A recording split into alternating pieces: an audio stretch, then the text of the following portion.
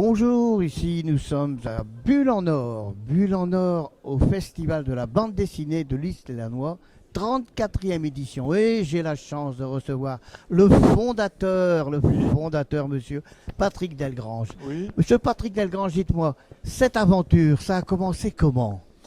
Ah, ben ça a commencé d'abord, je suis collectionneur.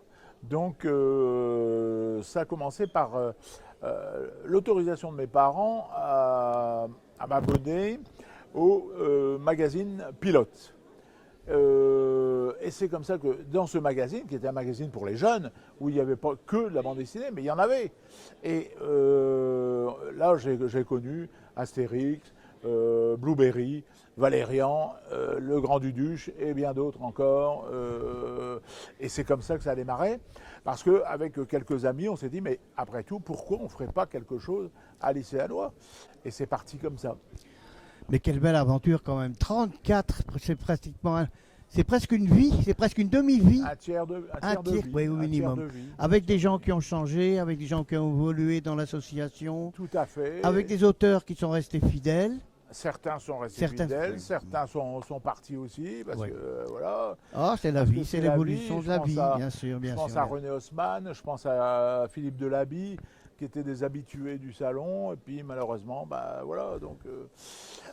Mais Dieu merci, il y en a d'autres, et beaucoup d'autres, et ça fait toujours plaisir de les accueillir, quoi. Bien sûr. On voit qu'il y a du monde, on voit qu'il y a toujours du monde d'année Oui. en année, il y a toujours eu du monde. Et cette année, ça reprend après ces difficultés qu'on Oui. a eues liées au Covid. Oui.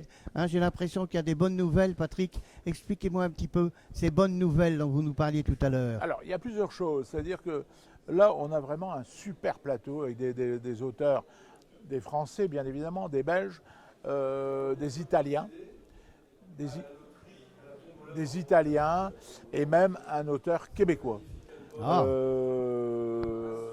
Mais c'est des auteurs, Herman, Jean-Claude Fournier et d'autres encore.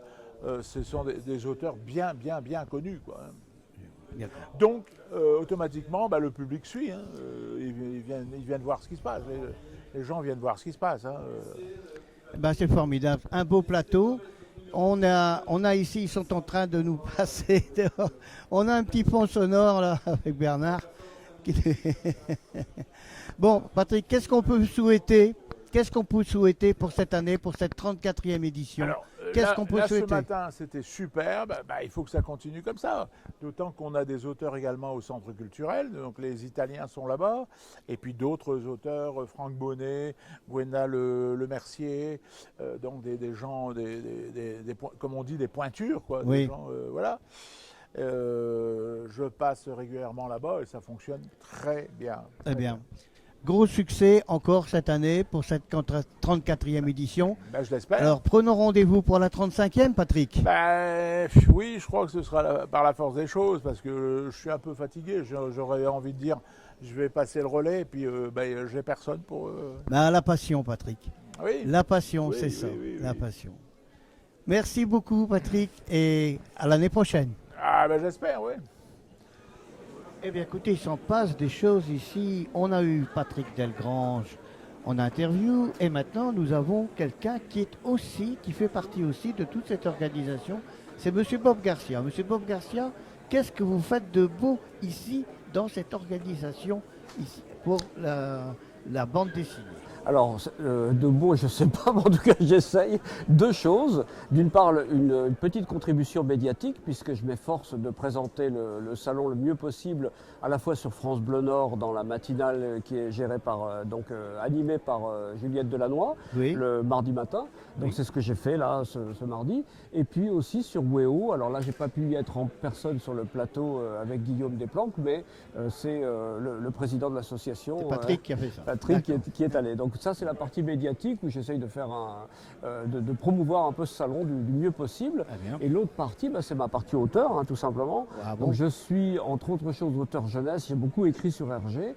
Et là, je viens de sortir une petite série qui s'appelle Le Petit Tintin, qui est l'histoire d'un petit garçon qui s'appelle Valentin, Oui. et que, comme presque tous les prénoms qui finissent par Tin, il est surnommé Tintin par sa famille. Oui. Il a aux alentours de 3 ans, 4 ans, quelque chose comme ça.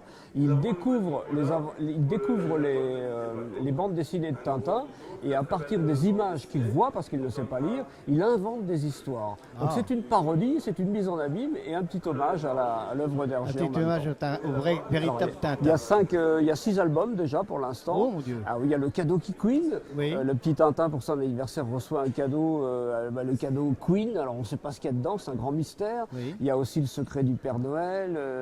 Il y a tout un tas de petites thématiques comme ça qui amusent les enfants et avec des petits clins d'œil aussi au deuxième degré pour les parents. Bon, très bien, très bien. Mais écoutez, merci pour tous ces bons petits renseignements qui forcent un petit peu cette petite interview ici pour ce 34e salon de la bande dessinée de l'Islet-Lannoy. Merci à vous. Merci Merci à à vous, vous. Bob.